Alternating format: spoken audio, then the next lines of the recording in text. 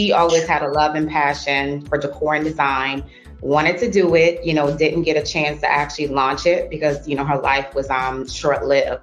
So Annette, that was her name. So Inspired by Annette, that's how the, company got started because it was inspired, by her. So I have no formal training or anything, within the event industry. So it just started with my daughter's first birthday party, throwing something at the house, went all out. Family and friends loved it. And people started asking me to do it. So I'm like, sure, get the stuff. I'll put it together for free. And one thing led to another. It became, paid jobs. And I did the corporate world along with the business for probably 3.5 years. And I resigned from my corporate job of 13 years. So that's kind of how it got started. But of course, my husband Carlos was along on the journey as well. So he was, working at Nucor Steel, working 12 hours. He would get off, no sleep or anything, come directly to me, set up events. And that's just really kind of the spin of the start of the story. And he probably can add to that as well, but that's how we started. Welcome to Peer Talk, a dialogue with business owners just like you. Peer Talk conversations run the gamut of business challenges facing owners today. The host of Peer Talk is Dan Crowley, founder and owner of Peer Executive Groups, which provides a safe space for owners to share their experience, grow their businesses, and learn from their peers. Hi, this is Dan Crowley. We have a number of great owners in our peer group network, just like you, and our job is to give you a voice here on Peer Talk. Peer Tech is a proud sponsor of Peer Talk. Are your results actionable? View your industry data like never before. Gain insights, view real-time KPIs, drive growth, unlock potential. When you join PeerTech, your data drives decisions. Peer benchmarking allows you to see your data like never before. Why be satisfied with incomplete data when clear, responsive, real-time trends could be yours?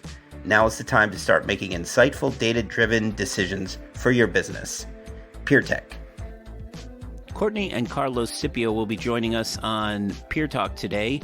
They are the owners of Inspired by Annette, IBA Event Rentals in North Charleston, South Carolina. The company was started in 2013 and became a full-time venture of Courtney's in 2016. Carlos came in and has been working in the operations side, and his main focus has been the implementer and integrator of solutions at IBA. Welcome, everybody, to another edition of Peer Talk. Very excited about today's broadcast. We have Courtney and Carlos Scipio from IBA. I think it's IBA Events. Is that correct? IBA Event Rentals. Event Rentals. Got it. And you guys are in North Charleston, correct? Correct. Awesome. One location there in North Charleston? Yes, we have one location. One location. Okay, great. Excellent. Well, why don't we get started here? So excited about today's content. We're going to be talking about what it's like to deal with, overcoming adversity, different things related to minority business ownership. I'd say about 20% of our peer executive groups now are minority owned. So we certainly are hitting that topic pretty hard in our peer group meetings. And so let's start with Courtney. Why don't you tell us a little bit about your path and how you made it into the rental industry? Okay, sure. So I come from a corporate background. So I was working at Cummins Marine. So they build the big engines, the diesel engines for the boats, yachts, and all that good stuff.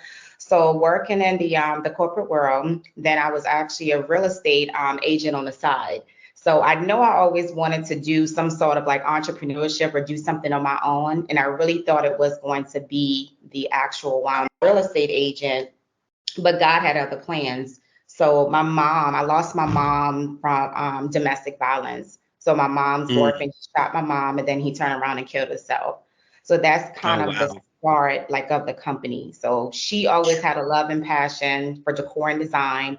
Wanted to do it, didn't get a chance to actually launch it because, her life was short-lived. So Annette, that was her name. So Inspired by Annette, that's how the, company got started because it was inspired, by her. So I have no formal training or anything, within the event industry. So it just started with my daughter's first birthday party, throwing something at the house, went all out. Family and friends loved it. And people started asking me to do it. So I'm like, sure, get the stuff. I'll put it together for free.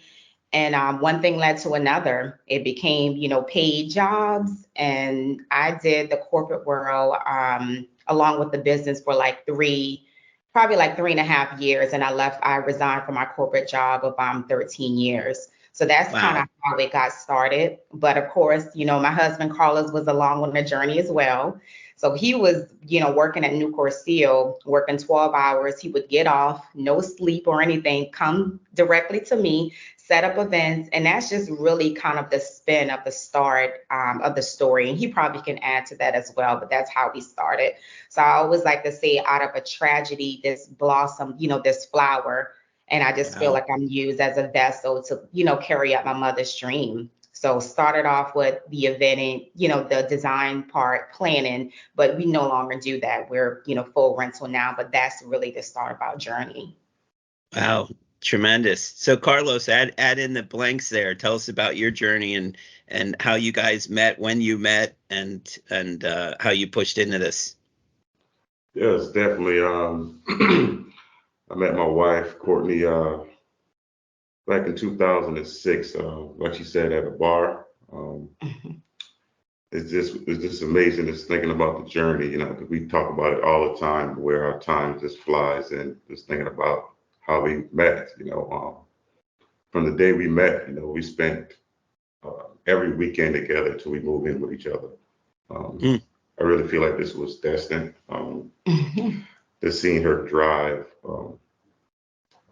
Before I started working at Nucor, I was working at another plant, which was Damasco, and she used to come and bring me lunch almost every day, which was probably about 30 minutes away, and just looking at the consistency, I fell in love with her, and we created just a beautiful thing together, beautiful family, hard work. Started working at Nucor as a temp, not making much money. Probably was making $10 an hour during that time. Wow.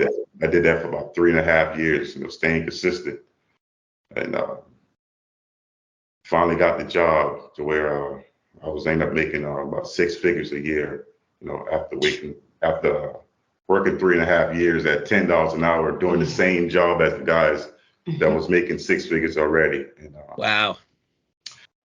The tragedy happened, with her mom. I was there, went through it with her.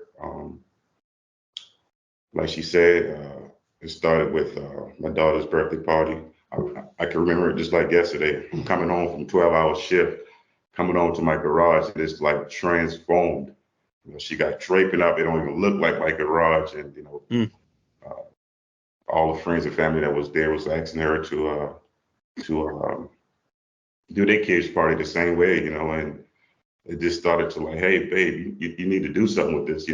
This is something, and thinking of a business name, and we probably wrote down about 50 or 100 names, all different type of names of what we can start a business with. And inspired by Annette, this came up, and it's crazy because it's like, her mom had all these decoration stuff that we could have used for the business, but during the time my wife wasn't interested in doing that type of stuff, so she got rid of all the goods that she had, and God had another plan. So yeah, inspired by Annette was birth. And actually, just to think about it, like I told my wife back then, the name of the business was Inspired by Annette Event Rentals and Planning. So the event rental was already destined. It was already in the plan without us even knowing. So years down the road, with us doing as much events as we did, accumulated inventory. It accumulated inventory. So we own all our products, So what we did is just use what we own as rentals. So IBA Event Rentals was birthed through that. I mean, it's an amazing story, and I kind of came to the party late, and just as you guys joined peer groups, I check out websites and I'm like, oh, IBA Event Rentals, look at this, woof, powerful online presence, really high quality, and part of the beauty of working in this industry is you get to hear kind of the stories that come or where a business may, what's the origin story, just like all of the superhero stories and all that. And, to discover you guys and see you kind of making your way through the industry and really growing your business. There was an article in Forbes literally just a couple of years ago. I guess, Courtney, you had been interviewed by Lydia and Carlos. I'm sure you're filling in with some info there too. Title of the article is Building Your Resilience as You Build Your Business Will Set You Apart. And that is such an incredible title because, you guys have been inspired by Annette. You've been inspired by what you've gone through. And we spend all our time as coaches and running peer groups trying to help owners find an inspiration. Right. So the whole thing's like, what's your values and what are your vision? What's your vision? Where do you see this going? And I think you guys kind of have that purpose behind your business that can be pretty compelling. How is it right now with employees? What's your employee count look like at this point? Right now, we have 7 full-time employees and 2 part-time employees that help out on the weekends. It has been a journey. I mean, I feel like, this was consistency. I just believe in consistency. Employees going to come, they're going to go, but you just got to keep going. This as a company, regardless, you have to fit in. You have to fit in where you have to fit in at, play different roles, wear different hats. You just have to do what you have to do. And we actually just got rid of one of our employees last week. We just had to make my husband made an executive decision, one of the guys in our warehouses, and we just had to do what we have to do. And all that just, comes along with having a business because it is like far from easy. I know it might seem on social media and different things, but it's far from easy, being an entrepreneur. I mean, we were down to maybe a couple employees. So I'm back in the field, on the trucks, late night pickups, with my husband. Wow. We have to do what we have to do. He resigned from his 6-figure job. I resigned from corporate. So this is life. Right. Yeah. Our whole focus this next quarter in peer groups is about people and, rewarding and retaining. But the hard decision around people is know when to part ways. And, we really feel like in a lot of cases you part ways because they're not getting who you are and what you're about, and they're not reflecting you out in the field. Maybe it has to do with their efforts or their how they're doing their work, whether there's a commitment on the level that you're looking for or looking to inspire in your employees. So, we salute you for, being strong enough to part ways with an employee because in this day and age, that's a hard thing to do. So making those hard choices right now, that's got to be something for you. Absolutely. So let's move to, I think I look at each marketplace where we have rental operators as slightly different. Tell us a little bit about North Charleston. You guys, do you serve all of Charleston or just specifically an area of Charleston with your services? No, just not. Our business is based, it's called Ashley. We're on Ashley Phosphate. So that it's our showroom and warehouse that's in that area, but we serve Charleston and all the surrounding areas. So it could be Charleston, Mount Pleasant, Johns Island, just different, places and stuff within the area, the Tri-County area around Charleston. So it's not just like North Charleston. Got it. And you guys, are you set up as a sole proprietorship, or are you an S Corp or a C Corp or? No, we're an S Corp. Okay, got it. And is ownership in the name of you, Courtney, or both of you, or how's that work? It's both. Okay. And the reason why I ask those questions is, as we have seen across the country, is that there are some contracts which help to support minority owners and help, growing the business in the face of, the daunting challenge that happens in every marketplace, right? So you have events. Those events are weddings. Those events are corporate events. And so there's so much sales that goes into that and creating the relationships that are necessary. What has that been like for you guys in your marketplace? I mean, I've been, around the area. I haven't really been in Charleston, but we go up and down North Carolina and South Carolina coast. Just haven't been in that particular city. But tell us about what it's like in your city.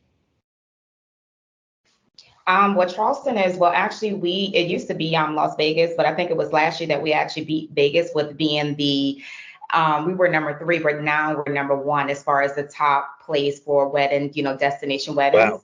So we do get a lot of people that come in and do, destination weddings and stuff. My husband, they constantly go to the area that's called Johns Island, or it could be Mount Pleasant or that sort of thing. So it's high demand. And honestly, with Charleston, you can honestly have events year round because of the weather, So sure. It's great, high demand. I feel like every rental company in our area, my husband talk about this all the time, like everybody's busy, which is a great thing. Because I know when we were in Virginia for the peer meeting, we had some of the guys that were saying they only operate like 6 months out of the year. And I couldn't even imagine that, So I know, like I appreciate. Yeah, I appreciate where you guys are located. And, we work around the country. So when we're working with somebody in Minnesota and we realize or Vermont and they're closed half of the year, it's just amazing to me that they've got those fixed costs to manage and they have to build up enough cash to get through the winter. And so good for you guys that you're in that type of market. Were you guys always from Charleston market? Yes. So born and raised, grew up there? Yeah, not actually Charleston, but just, the outskirts, like country. So the area I'm from is very country, one stoplight, gas station, and maybe a grocery store. Same thing with Carlos, absolutely. Very the outskirts, like the country areas. Yes. So, yeah. You've had that nice temperate, consistency. You haven't had to deal with seasonality with your business, which can certainly create a lot of challenges. What about, so the size of your business is a good place to converse. We have, a number of people listening who are very similar sized. How do you make decisions around inventory choices? Like, when is it time to buy some more stuff, and what is that like?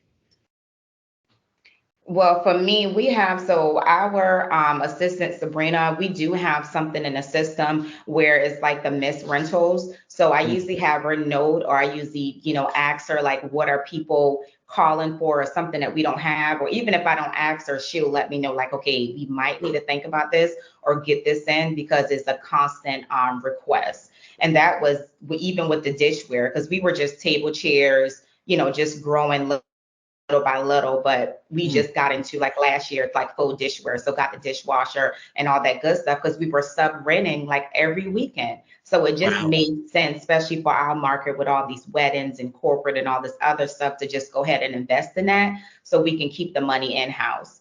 And then with Carlos as well, he'll, suggest, we need more table or chairs because we're running out of this constantly. We're always sub-renting. So I think we should get, 100 more or 50 more. So it's always, we honestly work very well together. I can definitely say that. So we'll come together and talk, and then just make that executive decision to go ahead and just make it happen. So we like to talk a lot about Traction, the book in our in the peer group network. And one of the neat side things that came out of that was a book called Rocket Fuel, where it talks about, one person has to fall into this visionary role where they have their vision for where we're going to be in 10 years. And the other one is the implementer. So how would you describe the two of you? Carlos, are you the implementer or the visionary, or how's that work?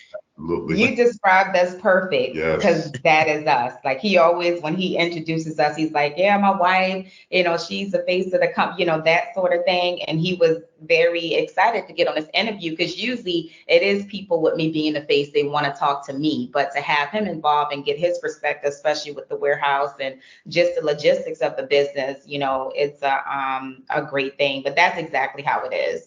It's like, Oh, I'll that's come up with great. this vision and these plans and tell him, and he trusts me. Right.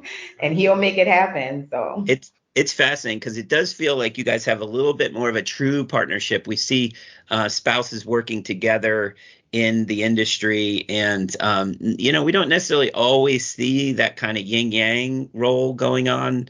And so that was one of the things that stood out, both obviously in your peer group, as well as I had spoken to Courtney previous, and it's great that you guys have the ability to do that. So what are the challenges? So let's talk first to Carlos. Carlos, what keeps you up at night? I really don't feel that pressure. I don't feel that pressure. Just thinking about my employees. My employees is one of the main things that would, I would say something that keep me up at night would be my employees. Making sure that they're doing the right thing, or if they're going to show up to work, or what's going on now in the world is totally different. It's like everybody want to be their own boss. So so it's totally different. So I would say employees. But I understand how this company was started. I understand that this is God plan for our life. So I try not to keep that pressure on me. So do you obviously, your faith plays big time into what's going on in your business. And when you do sit with an employee, they get that from you. You guys kind of share your values with them. Yes. Absolutely. Very important. Very important. That's just top notch. Like, I told, like, if I feel like it just doesn't, that employee just doesn't mesh with the environment and the integrity and just what we talk about, because honestly, like, our team, we're like family. So you come in with this weird attitude or just something crazy, like, you have to go, because I want everybody to get along and to work and come and do their job. And of course, you're going to have disagreements, but if it's on a consistent basis or something, like, we have to do something about it. So just like today, we're inviting all of our employees into our home, and we have a chef coming and cooking for them and giving them, bonuses and gas cards, and just to celebrate them, to let them know how much we appreciate them, and we can't do this without them. Right. That's amazing. Yeah. So, so clearly your values are playing into this, and you're pulling it even through you to your employee level, which, again, you may have been disrespected in the past, and now you're feeling good and you're feeling respected.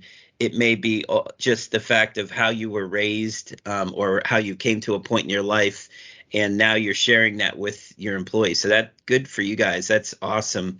And so from that perspective, do you find, like, the employees, obviously they must appreciate that incredible behavior you're having with them.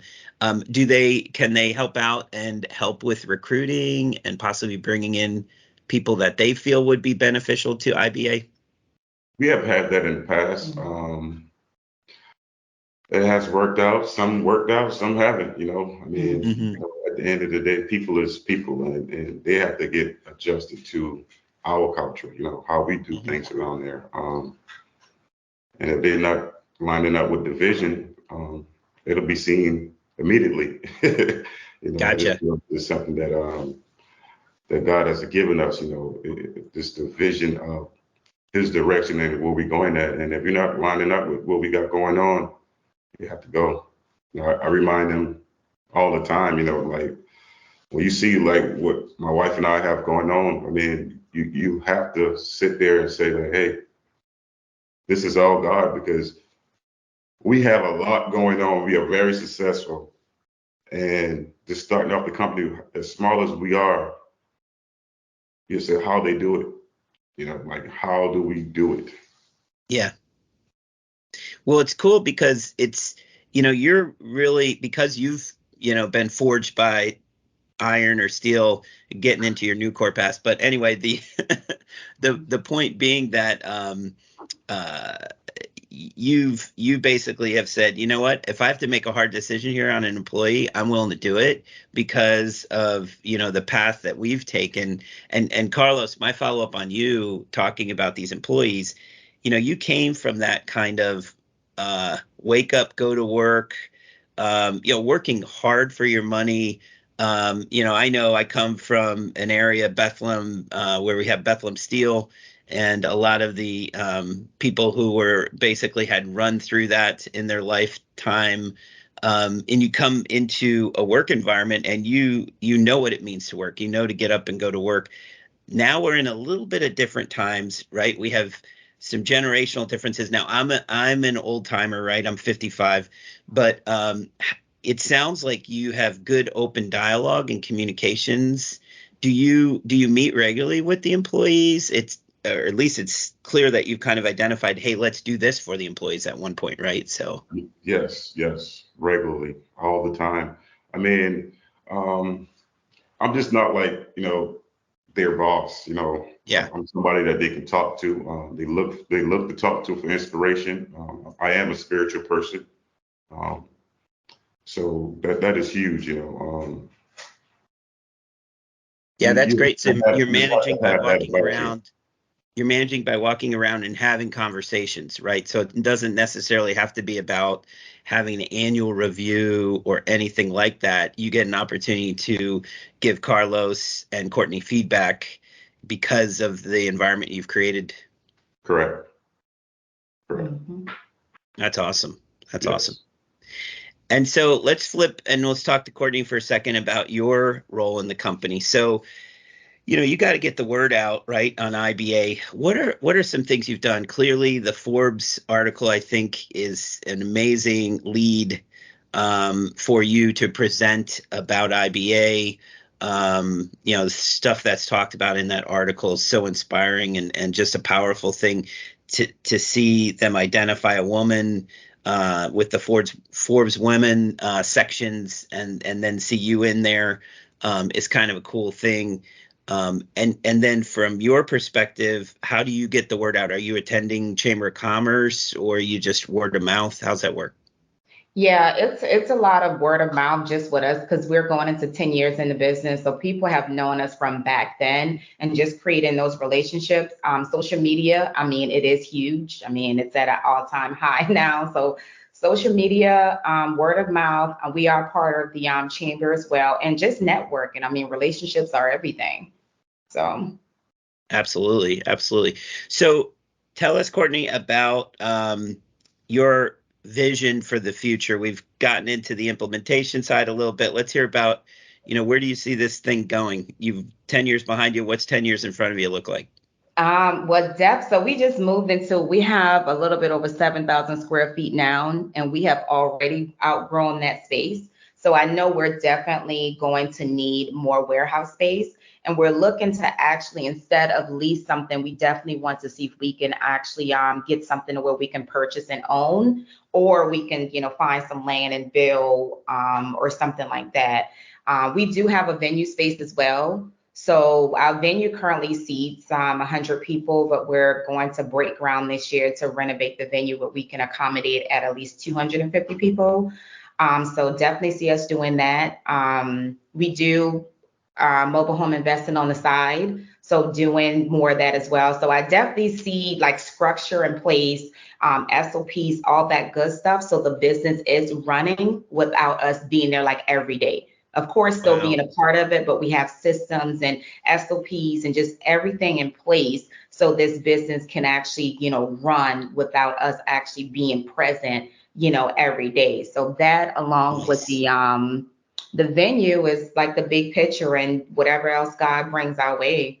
So that's incredible. In fact, I'm always surprised. So I had been consulting with a venue operator in the Philadelphia market for quite some time, and they kept adding venues. And oh my goodness, they were so big and had so much work. And then I work with event rental on the side, and I never really saw the two intersect or interact. So this idea of you guys kind of splintering a little bit, but yet having a complementary business model where you're going to make this venue available, especially because of the destination wedding movement, that's going to be something. So that's really good for you guys. I'm looking forward to seeing what that looks like.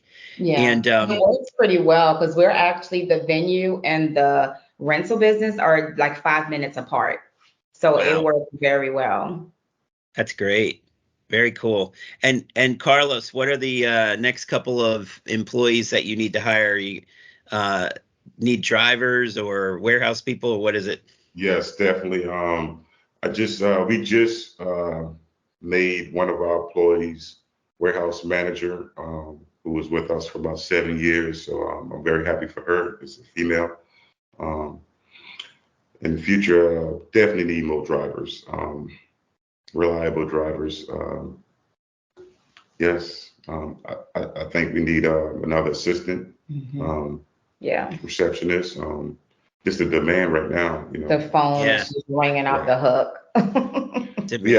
My wife and I, we have played so many different roles for so long, right? So it's like, it's really, we are growing. So it's like really putting people in place. That's awesome.